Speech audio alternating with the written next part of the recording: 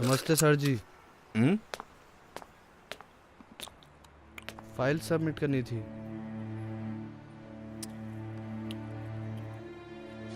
Birth certificate कहाँ है? वो तो नहीं है। तो अगर पैदा नहीं हुए तो यहाँ आए कैसे? चलो भागो, निकलो निकलो।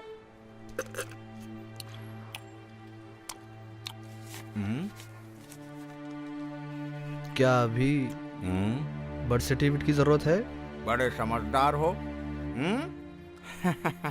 कल आ जाना, तुम्हारा काम हो जाएगा। बाल देखो इसके, औरत बना हुआ है भड़वा। नमस्ते नमस्ते। सुनाई नहीं दे रहा क्या?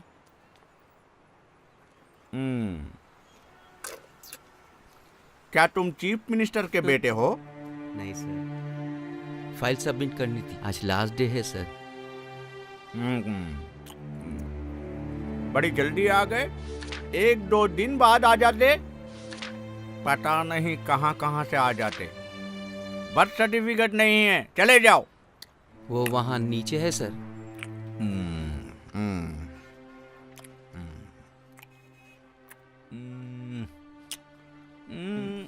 लेकिन पासपोर्ट कहाँ है? सर वो तो नहीं है। तो बिना पासपोर्ट के यहाँ क्यों आए? पासपोर्ट आने तक तो लास्ट डेट खत्म हो जाएगी। वो मेरा प्रॉब्लम नहीं है। सर वो होम मिनिस्टर के दामाद का, कजन का, बहन की सिस्टर का, बेटे का, देवर का दोस्त हूँ।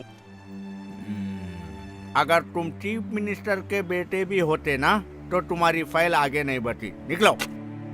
सर माफ कर दो ना, ये फाइल आगे बढ़ा दो ना सर। चल निकल निकल।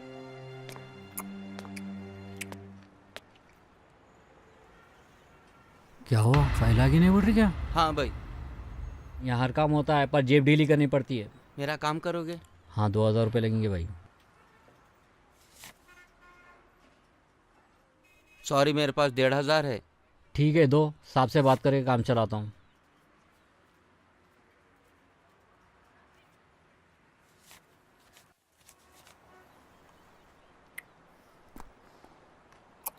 सर वो आपकी मिठाई का इंतजाम हो गया? उससे बोलो 1 वीक के बाद आ जाए, उसका काम हो जाएगा।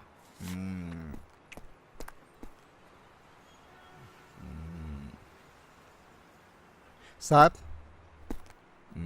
सुनिए साहब जी। बोलिए। साहब वो ये फाइल सबमिट करनी थी साहब।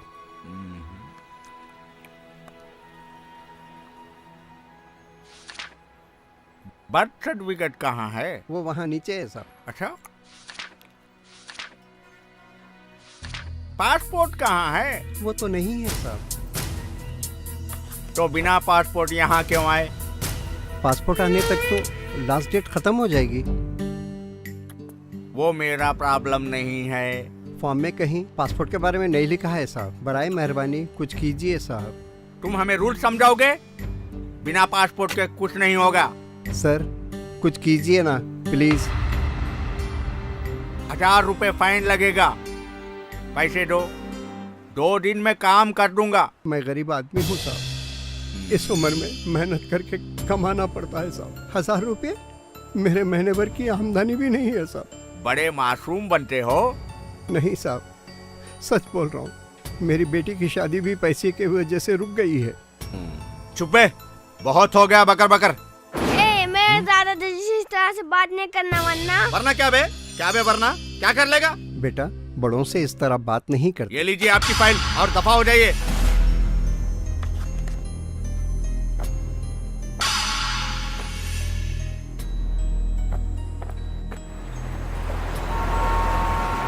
दादाजी ये देखो।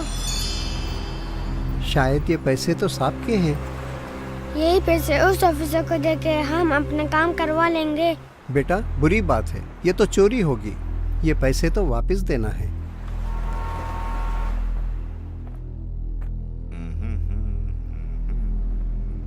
अबे उड़ाऊ, तू फिर आ गया।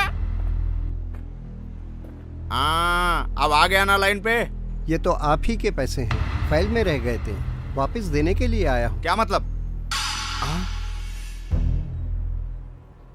यहाँ तो 1000 रुपए गायब है। अंकल, अगर आप ये पैसे मुझे फाइन समझ कर दे देते तो तुम्हारा काम हो जाता और मुझे पता भी नहीं चलता। बेटा, तुम्हें तो पता नहीं चलता, लेकिन अल्लाह को सब पता चल जाता है। अल्लाह ने कुरान में फरमाया, एक दूसरे का माल गलत तरीके से मत खाओ। वैसे भी आदमी का रिस्क जो इसके मुकद्दर में है, उससे कम या ज़्यादा उसे हासिल नहीं हो सकता। अब उसके लिए वो सही रास्ता इख्तियार करे या गलत। और मैं जो सुबह शाम लोगों का माल गलत तरीके से खाया करता हूँ, हे भगवान, अंकल मुझे माफ कर दो। माफ़ी मुझसे नहीं बेटा, अपने रब से मांगो जिसने तुम्हें पैदा किया। चलिए बेटा। अंकल,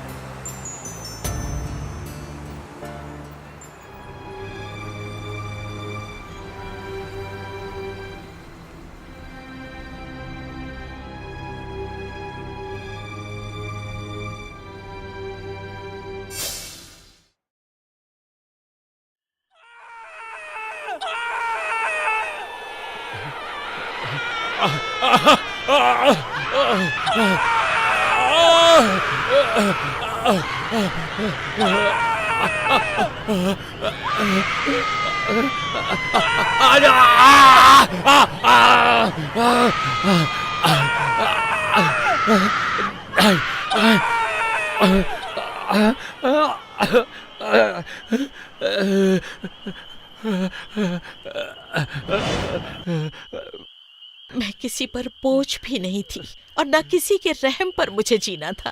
मैं वो थी जिससे जमाना रश्क करता और मैं मुख्तार बनकर यूं कदम बढ़ाती कि जमाना कहता कि मुझे तुम पर नाज है।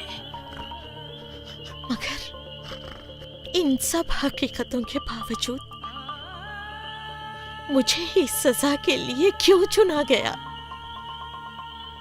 क्या आपने ये सब इसलिए किया क्योंकि आप समझते थे कि मैं कभी भी बराबरी नहीं कर सकूंगी? बचपन, जवानी, बुढ़ापा, जिंदगी के कई दौर होते हैं और हर दौर में एक जिंदगी होती है और जिंदगी का एक एक दिन एक जिंदगी होती है।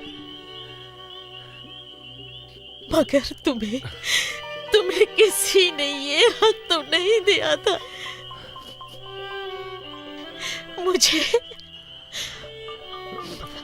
मुझे मेरी सजा की वजह बता दो। मेरा क्या जुर्म था? मेरा क्या गुनाह था? मुझे मेरी सजा की वजह बता दो। मुझे मेरी सजा की वजह बता दो। मुझे मेरी सजा की वजह बता दो। मुझे मेरी सजा की वजह बता दो।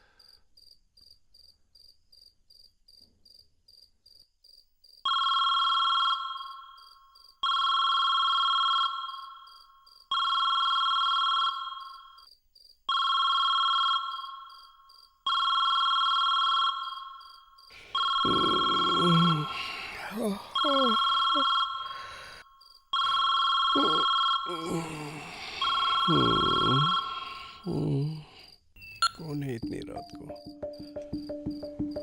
हेलो, क्या हुआ? सब ठीक है?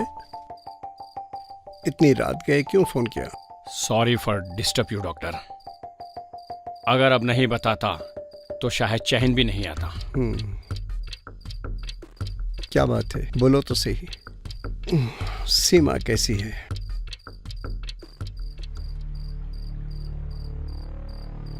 सीमा इज ओके डॉक्टर। कल सुबह जो 8 बजे आपके पास जो अपॉइंटमेंट है, मैं उसे कैंसिल करना चाहता हूँ। मुझे तुमसे यही उम्मीद थी और बहुत सही फैसला है तुम्हारा। आखिर तुम्हारी बेटी को भी इस दुनिया में आने का हक है। मैं चाहता था कि तुम अपनी बेटी को पैदा होने दो। आखिर वो भी तो इस दुनिया का एक हिस्सा है जिसका फैसला खुदा कर चुका है। Okay, take care. Enjoy the birth of your new child. Thank you doctor. Bye bye.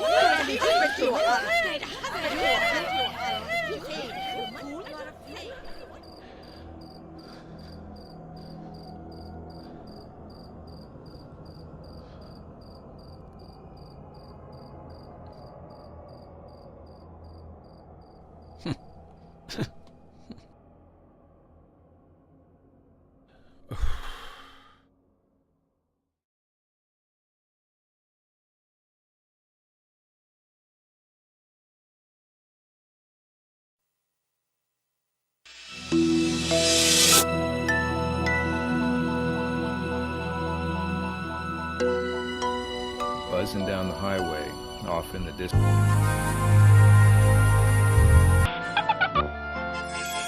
Bomb feature की जो इस मोबाइल का यूएसपी है और सबसे We've got a really unusual sighting here. It's a loop.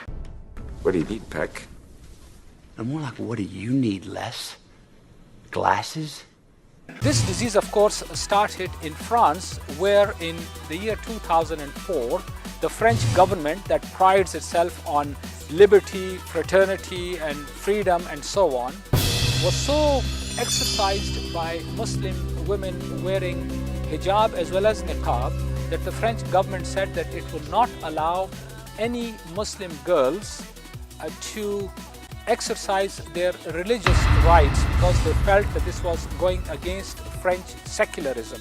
So Muslim girls wishing to attend school in France wearing the hijab, not even the niqab, but just the hijab, which is the head covering, would not be allowed to enter French government schools as well as university. Now the French government under Nicolas Sarkozy have come up with an even more ridiculous option. In fact, Sarkozy announced on April the 21st that he is going to introduce a bill in the French Assembly whereby niqab is going to be banned from French streets. Belgium similarly has joined the fray, and it is saying that it is now going to impose a fine on women that wear the niqab. Now, as far as Muslims are, but the argument really is not about whether Islam mandates the niqab or not. After all, Islam definitely mandates the hijab. There is no argument about that. And yet hijab has been banned by the French in their government-run schools and colleges and offices. The real issue that we face today is whether Muslim women would be allowed to wear the dress that they want to wear. After all, in many Western societies, Muslim women or Western women take pride in the fact that they can dress the way they like. In Canada, there was actually a famous case back in 1996 when she has the right to go topless if she so chooses. Yet, when Muslim women want to cover themselves, then it immediately is interpreted as a threat to Western values and Western culture. So there appears to be definitely double standards with respect to treating Muslims, because Islam has been declared the new enemy of the West, and any Muslim practices that Muslims want to exercise.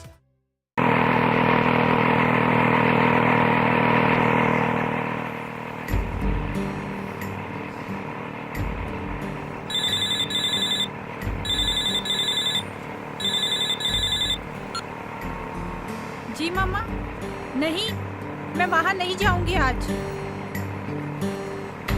मामा, मुझे doctor Shabana से मिलना है। मुझे वो हिजाब वाले issue पर दिल्ली में प्रेजेंटेशन देना है। बस उसी सिलसिले में जा रही हूँ उनके पास। नहीं मामा, आज नहीं प्लीज। मुझे डॉक्टर शबाना से मिलने के बाद सोशल वर्कर डीके अंजुम से भी मिलना है इसी सिलसिले में। नहीं मामा, नहीं। अंजुम जी से आज ही मिलने का अपॉइंटमेंट लिया है और आज ही मिलना जरूरी है, वरना नेक्स्ट टाइम वो मुझे अपॉइंटमेंट नहीं देंगे। समझो ना प्लीज। शर्मा जी को मैं मना लूंगी, उनसे कल मिल लूंगी। पक्का प्रॉमिस मम्मा, प्लीज। ओके मम्मा, मैं कल वो काम कैसे भी कर लूंगी। अब मैं फोन रखती हूँ। डॉक्टर डॉक्टर साहिबा का हॉस्पिटल आ गया है। अब मैं फोन रखती हूँ। अच्छा, टेक केयर, बाय मम्मा।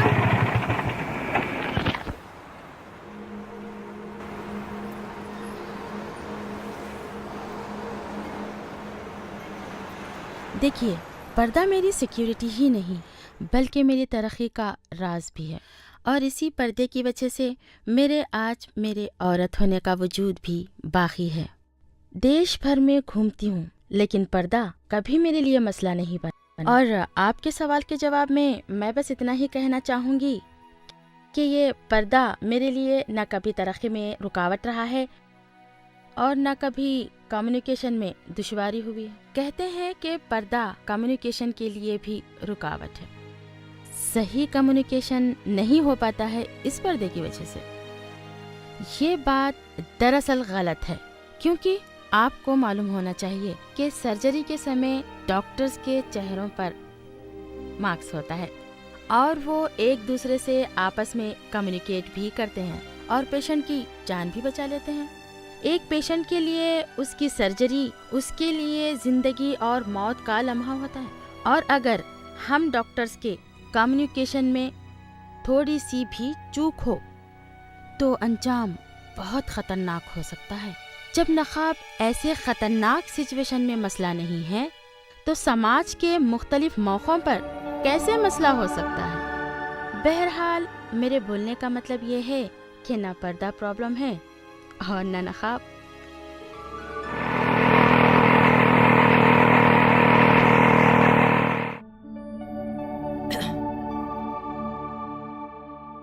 पर्दा मेरा फक्र है, मेरा गुरूर है। मैं ये सिर्फ इस्लामिक पॉइंट ऑफ व्यू से नहीं कह रही हूं, बल्कि जनरली भी बता रही हूं कि पर्दा इस मुल्क में ही नहीं बल्कि दुनिया के कई कंट्रीज में और तकरीबन धर्मों में किसी न किसी शक्ल में राइज है। रही मेरी बात तो मैं एक सोशल वर्कर ही नहीं बल्कि एक पॉलिटिशियन भी हूं, और आप जानती हैं कि मैंने इलेक्शन भी कॉन्टेस्ट किया है जिसमें मैंने इसी पर्दे में रहकर अपना सारा इलेक्शन कैंपेन किया है, और सालों से इसी पर्दे में रहकर सोशल वर्क के साथ साथ विमेंस राइट के काम भी करती हूँ। एक सोशल वर्कर होने की हैसियत से ये बात मेरे तजुर्बे में आती है, किसी भी एंगल से औरत अगर पर्दा कर ले तो ये औरत ही के हक में है। जेवरात की हिफाजत करना जैसे हम चाहते हैं, ठीक उसी तरह अगर हम औरतें अपनी हिफाजत भी कर लें तो समाज में चल रहे इस सेक्सुअल हरासमेंट के नासूर मसले की गुंजाइश बाकी नहीं रहेगी। इस्लाम ने जहां औरतों के लिए पर्दे या हिजाब का हुक्म दिया है, वहीं मर्दों से कहा है कि वो अपनी नजर नीची रखें और किसी औरत पर बुरी नजर न डालें।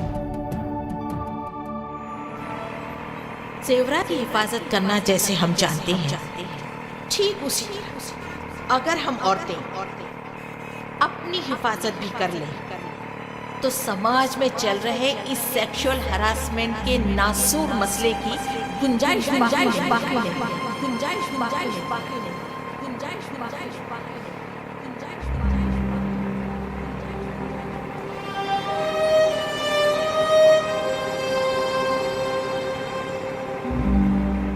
इस्लाम ने जहां औरतों के लिए पर्दे या हिजाब का हुक्म दिया है, वहीं मर्दों से कहा है कि वो अपनी नजर नीची रखें और किसी औरत पर बुरी नजर न डालें।